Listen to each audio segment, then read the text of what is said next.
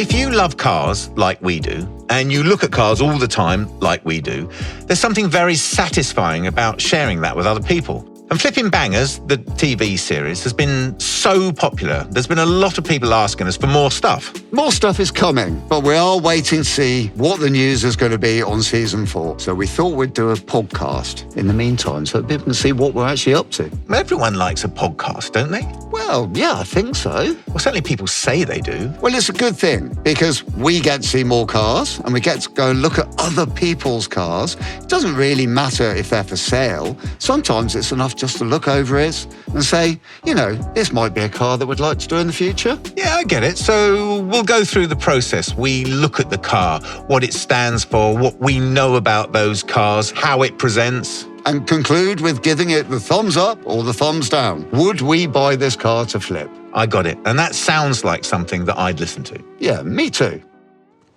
Right, we're back. We're back and we're podcasting. And we both want to say hello and thank you to people who've listened before, don't we? Yeah, it's much appreciated. Thanks for setting the time aside to listening to us rattling on about cars that you can't see and we can.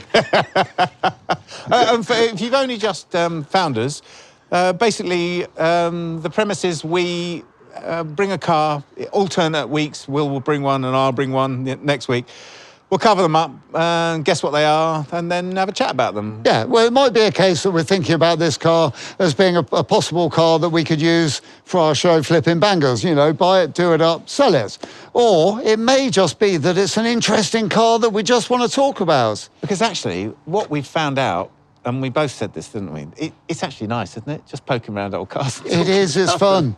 You know what? And if you want to bring your car to us, or we come to you, yes, and we can have a look at your car and just talk about your car. We're doing it through Instagram. So we've got Flipping Bangers, no hashtag, no gaps, Flipping Bangers on Instagram.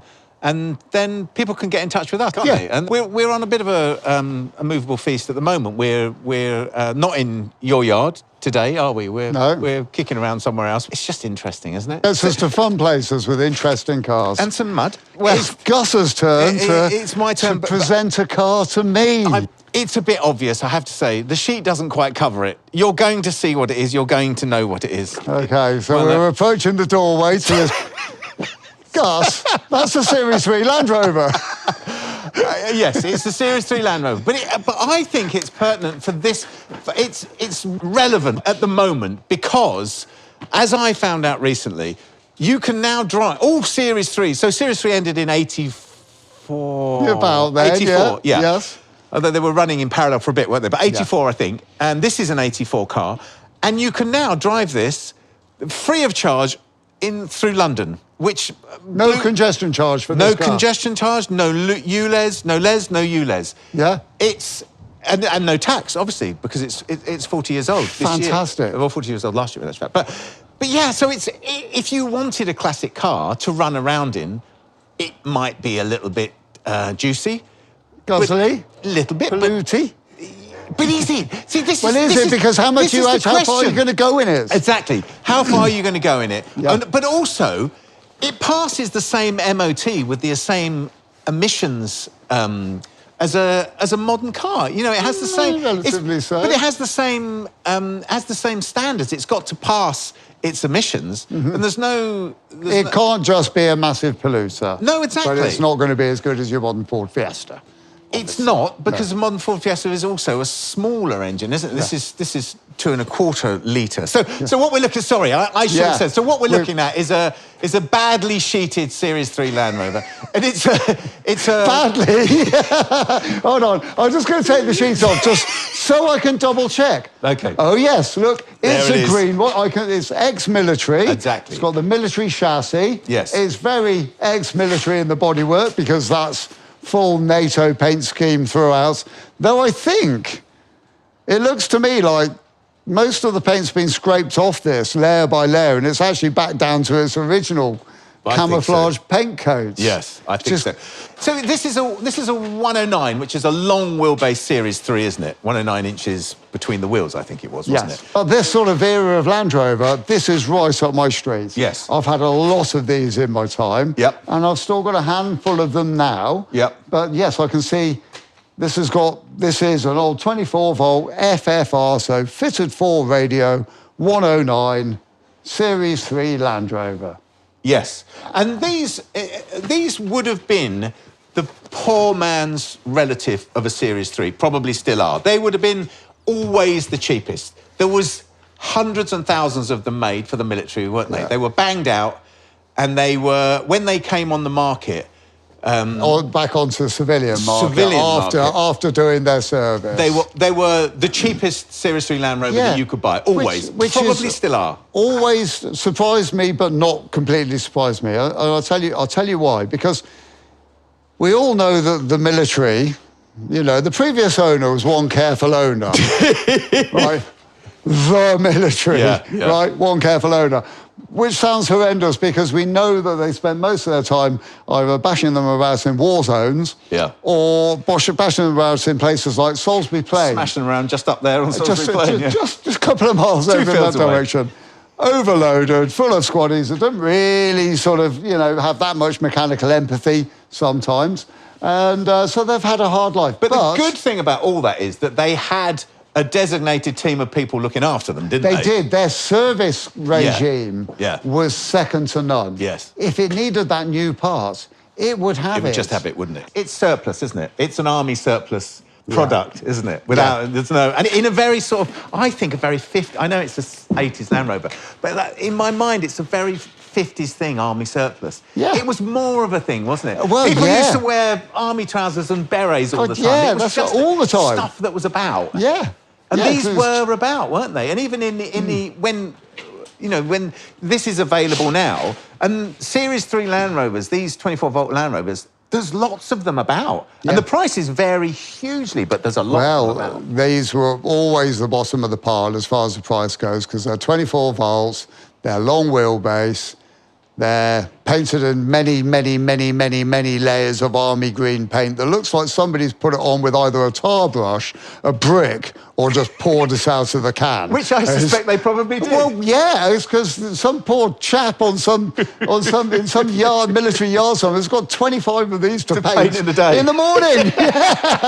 Yeah. It's like, crikey, how quick can you get paint on a Land Rover? I found out, whilst I was doing a bit of research on this, I found out that if you have the original number plate, the sort of... the military the 6-digit number. You can find out where this did service. And this was in the Royal Engineers all its life. I had it's sweet, isn't it? I had an 88-inch. In fact, I still have. But it had the full Remy logo on it, the full coat of arms logo. Wow, so it must have been a sort of ceremonial. Well, I don't think it was painted that... It was painted quite well, but it had the Remy logo and then workshops written around the bottom of it, like a smiley face. So we're looking around a 1984 Series 3, military Series 3, 24-volt, what are called FFR, aren't they? No. Yes, FFR. Fitted for radio. Fitted for radio, yeah. Yes. We could talk about these all day, really, couldn't we? But shall we curtail it there? And then maybe have a look underneath it. And we don't really need to jack this up because it's on military suspension, so it's pretty tall, isn't it? We'll definitely get under there, won't we? We could have a barn dance under there. Yeah, in my view, that's a great plus. A car that you don't have to jack up to get under. Yes. That's a great thing, isn't it? Yeah. So this could be a perfect ad break.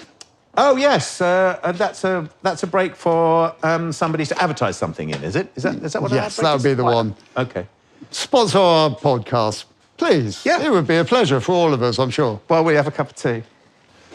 So we're here with this lovely 1984 Series 3 109 Land Rover FFR, which stands for Fitted for Radio. We've had a look at the front end of it, and we're thinking, if you'd like to get involved in our show at some point in the podcast, and we come and have a look at your cars, then please feel free and make contact, and we can see what we can do. The only stipulation, really, would be a cup of tea and a bourbon, wouldn't it? Absolutely, definitely a must. Doesn't always have to be a bourbon. No, I'm quite fond of a custard cream as well.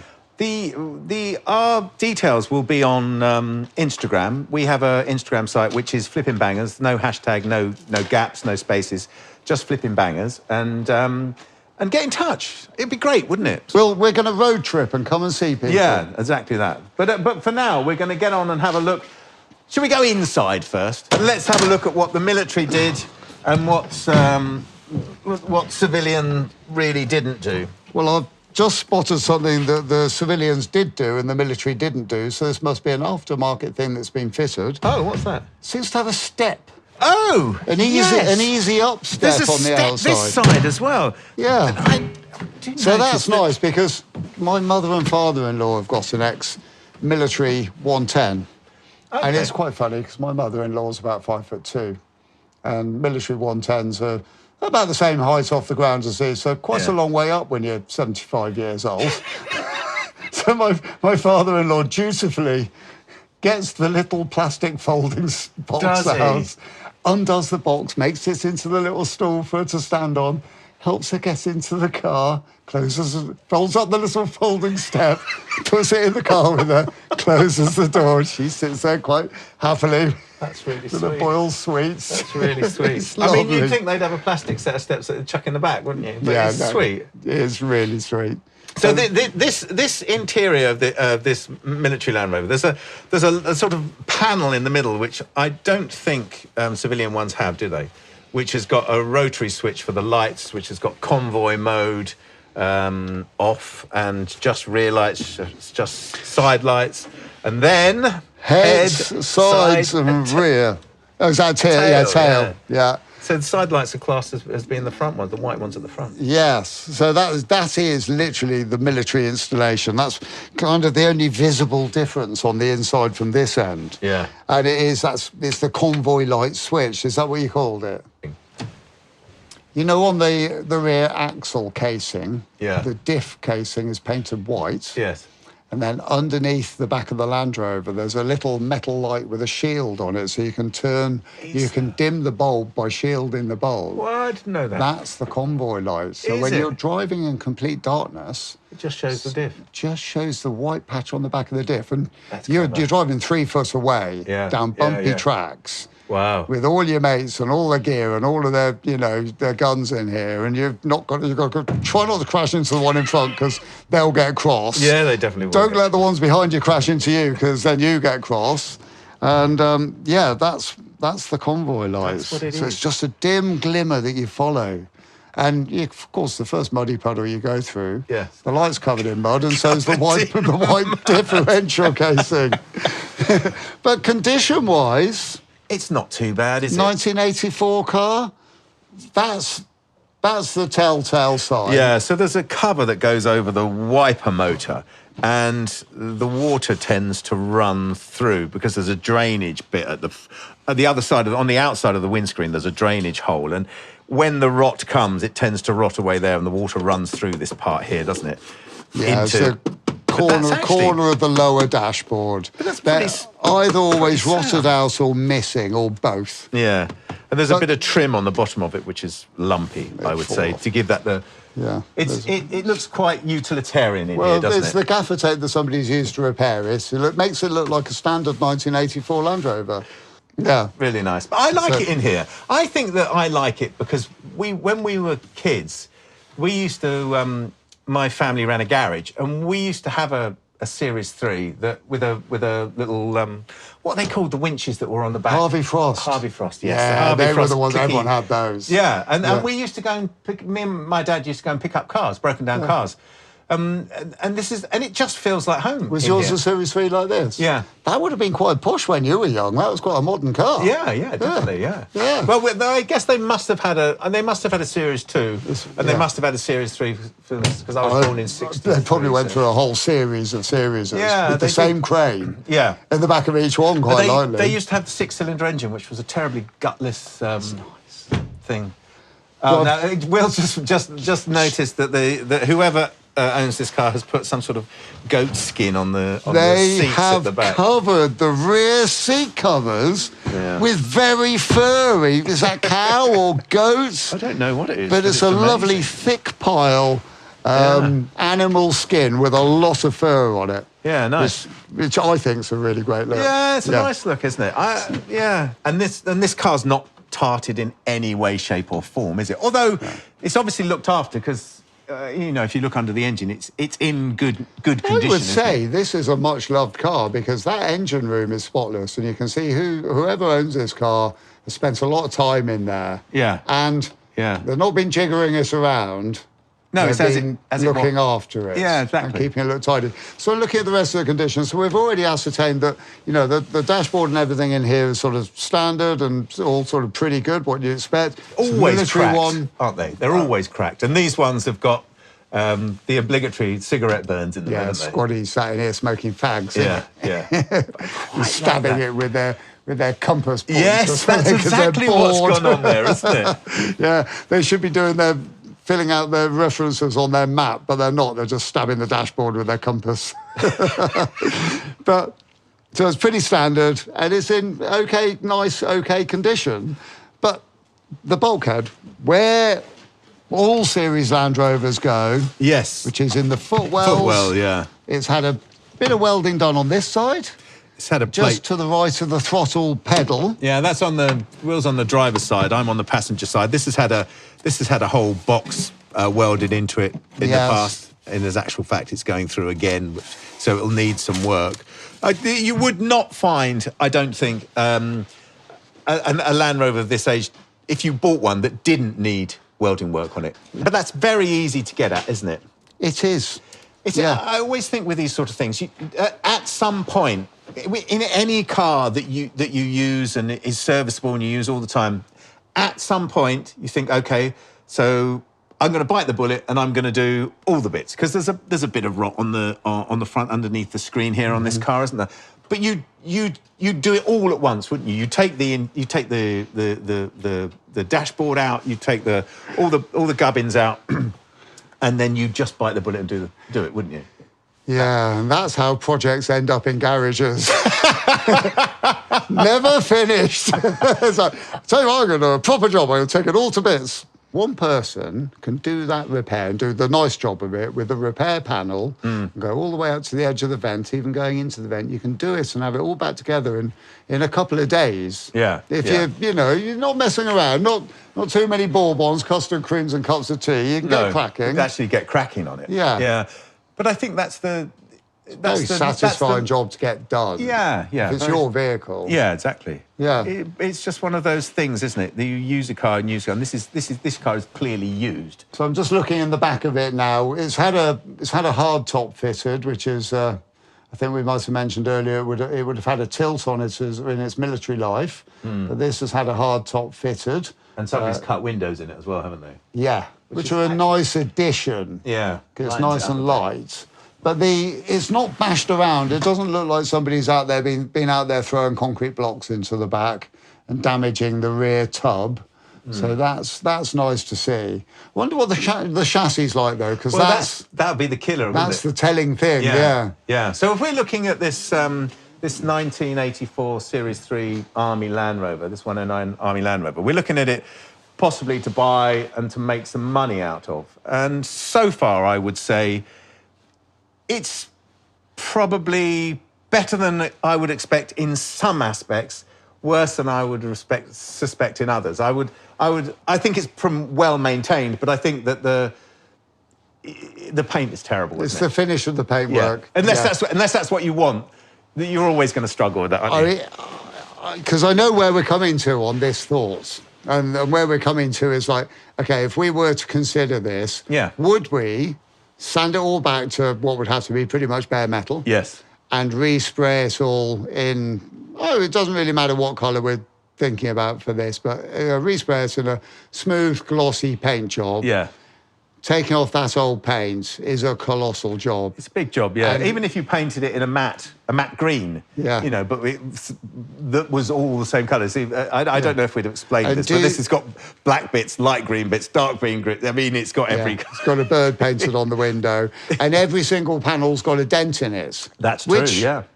I think for the Land Rover enthusiast, that's a embrace it, or go and look for a different Land Rover if you're on the buying side. If you want a straight one, go and find a straight one. Yeah, exactly. And that's where we're going, aren't we? We're trying to see whether this is something that would tickle our fancy. But we need, like you say, we need to look underneath, don't we? We do. The trouble is, I can see you getting under there and doing damage to this, and we've got to give yes. this. We've got to give this back. Oh, you have. I have got a tool each. Which one would you like? This one? I like the or T-bar. this one? No, I like the T-bar. I like You that. can have the T-bar. I remember seeing, when I was a kid, a movie of Barry Sheen fettling a motorcycle. Oh, and he would have.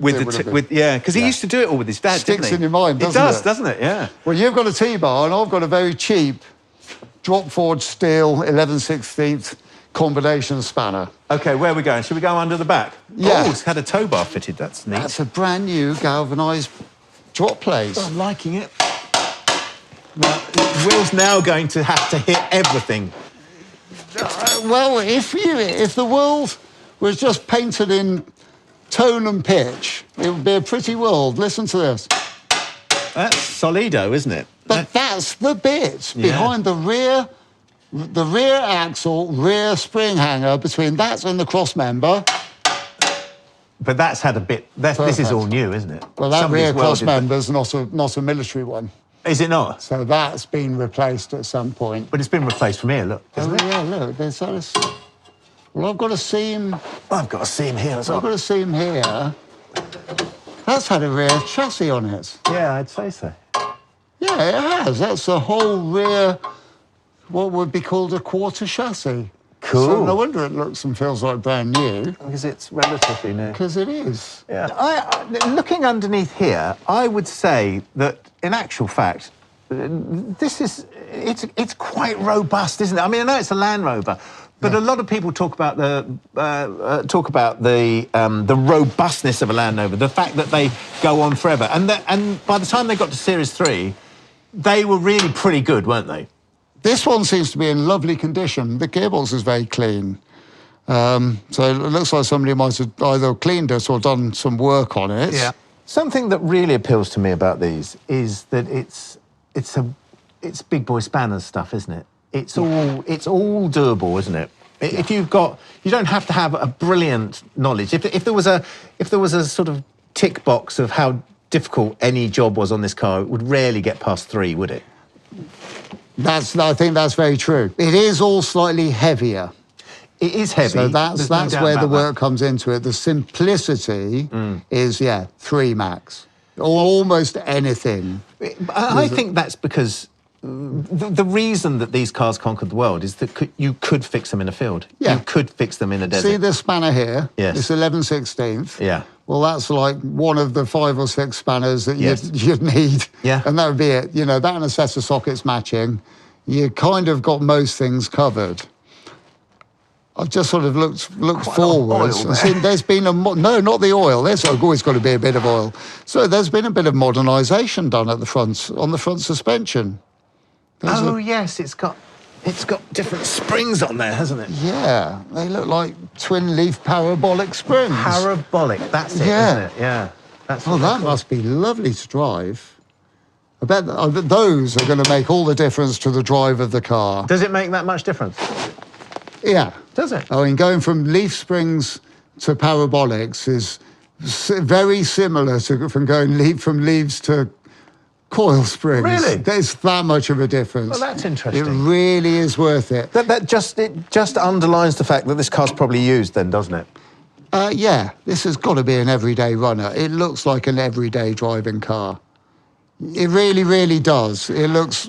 So then the decision that's got to be made then is I suppose it's the same every time, isn't it? How much can we get this car for? How much are we offered this car for? And what do we think it would be? And what would you do with it? Would you paint it? Would you leave the patina on it like it is? Yeah. Because once you start going down the route of painting it, unless you paint it a matte colour, it's going to look very wavy, isn't it? It's obviously always going to be a military vehicle because of the 24-volt system. Yep. And various other visible things you can see with the wing. The wing tops have got the radio aerial mounts. The rear wing sides have got mounts for aerials on there. So you're never going to lose that. So always going to be military. So if you did repaint it, for me, if I were painting it, I'd be painting it, British Army green, which is drab olive, I think it's called. Yeah, I think it's called olive drab, but yeah. Yeah, olive drab, yeah. Drab and olive. Yeah, but I think you're right, and in a matte. And then, yeah, in the matte, Yeah, in the matte I think finish. so as well. I think just to make it all one colour. Well, I mean, you could go a bit crazy and put the camo pattern in there. You could do. If it's all shiny and new looking, it could be appealing. Yeah. There's so much to be said at the moment. In the classic car world likes originality. Yes. And patina. I think the term patina and people's attraction to patina is starting to wear thin. But I do. That's genuine. That wasn't just to make a joke. But when I first understood the meaning of that word, I would always apply it to like the leather seat or Yeah. rather than a Your whole car being But- rusty and you're appreciating it for it. Yeah, exactly. Yeah. Yeah, it takes it into a whole new world because in my sort of background of restoration and stuff, which I've done a fair bit over the years, it's always been about trying to make the vehicle as good as you can do. Yeah. So when patina sort of came along as hold on, let's not lose all of its history, let's keep some of its life alive. Yeah. Well, of course Yeah. it made perfect sense. Underneath this vehicle, that chassis is so good. It's very good, isn't it? I think a really good clean. Yeah. The rear springs are a bit tired.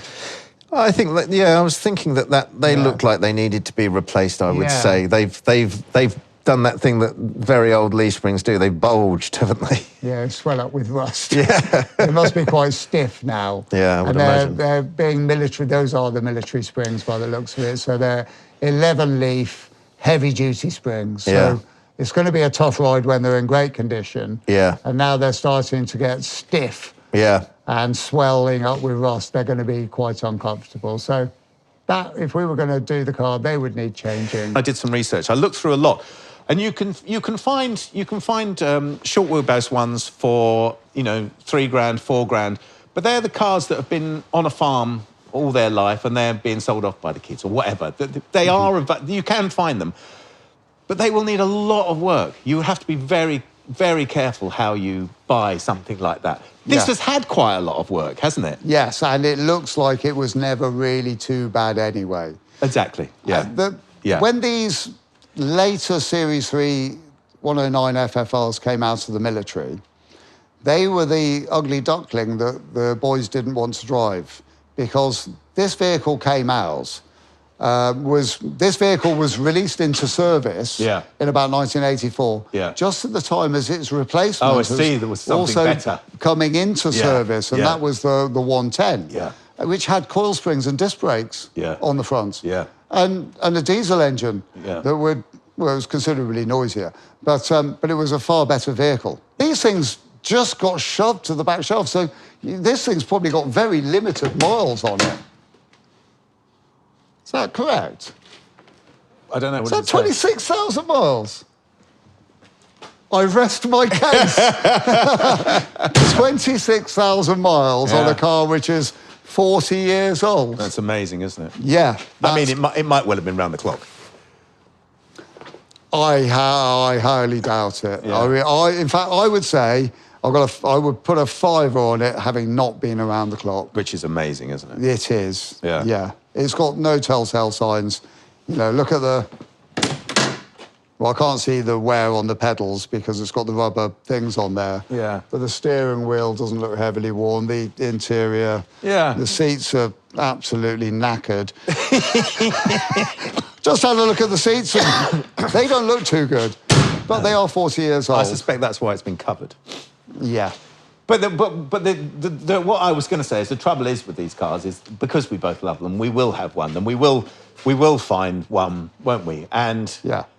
I don't know. I mean, I'm sure you're the same as I am. That these cars were utilitarian vehicles, and I love the fact that they were. And I sort of, when I see them and they're completely tiddled up, and they've been renovated. Shinied. Exactly. Yeah. It seems a little bit sad because they are meant for, and you said this the other day, bouncing across a field with a toolbox in the back. Yeah, exactly. And this one looks like it still probably might do that. Yeah. So It's charming. Evaluation is, okay, the chassis needs a bit of a titillation and some wax oil, some springs, Yeah. and a paint job, Yeah. Yeah. and some seat covers. But those new goat seats. skins look great. The goat skins But they do just look a bit tatty. They do look tatty. if we were and gonna- if you put a new set of seats in there, Westmore trim Yeah. seats in there, Exmoor trim, Exmoor trim. it would smarten it up no end. Wouldn't It would look fantastic, yes. Yeah. It would look honest. But I don't So- know what it would be worth. I still don't know what it would be worth. I don't know whether it would be sort of 5, 6, or I think because of what it is, I think even with the coat of paint on it and getting it, knocking out a few of the dents, but not all of them. not going leaving- mad with it. Looking relatively honest, but flattening it all back and giving it a coat of army green, with or without the camouflage patterns. Yeah. You know, for us to do that in our flipping bangers style, Yeah. we're not going to go high tech on it. No, it would be So easy. we could do a decent paint job on that in a few days. Yeah. And not very much in materials. Wax all the chassis, new seats, New springs. so new springs. So springs are going to be like 200 quid for a pair of springs. Yeah. Yeah. The materials for paints, well, you're looking at about 150 quid's worth of paint materials. New set of seats. Yeah. Shiny new ones. Much more expensive than you'd think now. Yeah. They've gone up, haven't Have they? Yeah. Yeah, Because right. they used to be relatively cheap, didn't Yeah, they? but you could get the cheaper version of the. Oh, okay. But The ones that were you'd stapled. want the nice quality Yeah, new ones. yeah, yeah, So exactly. what do we do? Allow for that 500 quid? I think, yeah, that's where that would Okay. be now. Well, we're still not over £1,000 yet on our parts. No, I think if you said £1,000, Mm-hmm. you'd probably be in that area, wouldn't you? Yeah. £1,000 to do it. Yeah. And then the time involved Our in doing time. that. Got our 5 days between us. That's 10 working days. And it depends on what we can get this for, doesn't it? And you'd have Yeah. to be buying this for Well, you'd I want to don't know. get it for £2,000. £2,000, wouldn't you? yeah, exactly. Yeah. And you'd be hoping to get 5, For it. maybe 6. Yeah. I don't think you'd get this for £2,000, though, that's the trouble. I don't think you would. No. And I think you'd be pushing to get $6,000 for it. I do. I definitely do. Mm. I think it's probably worth about 4.5 and would be all day long. So it's not really, other than the fact that we love them. And Yeah. if you wanted to buy one and Yeah. smoke around in it, Yeah. what a great car. Yeah. And you know- can drive it into the centre of London, which is your complete nightmare. I wouldn't take anything into the mill. I wouldn't take a brand new modern car. Oh, crikey, all those cars everywhere. No, but you know what? Even though we've done the sums, not really accurately, No. we'd still do it, wouldn't we? Of course we would, yes. Yes, because we're a glutton for punishments, and this is right up our street. Right up our street, yeah. Yeah. Well, it's been really interesting. It's been lovely. It's been a lovely thing to do, lovely Yeah. thing to look over. And I'm sure we'll have one at What a one lovely point on the car. series. Yeah. I like that one. Yeah. Yeah, I do as well. And everyone that's listening, I can say this is a really honest-looking Land Rover. That if you like ones that aren't shiny, this would probably suit 1 million people down to the ground. Yeah. Yeah, definitely. And thanks for listening to us Yes. cogitate its potential future. Thank you, everyone. Until next time. Bye-bye. Bye. The Flipping Bangers podcast features Gus Gregory and Will Trickett. It's produced by Dan Allum and is a Just Mike TV production. International copyright is asserted. No opinions in the show are personally held. Audio engineering is by Stephen O'Toole, and we've used a sample composed by Lakey Inspired. If you'd like to get in touch, please visit justmike.tv or chat to us via Instagram at Flipping Bangers. Thanks for listening.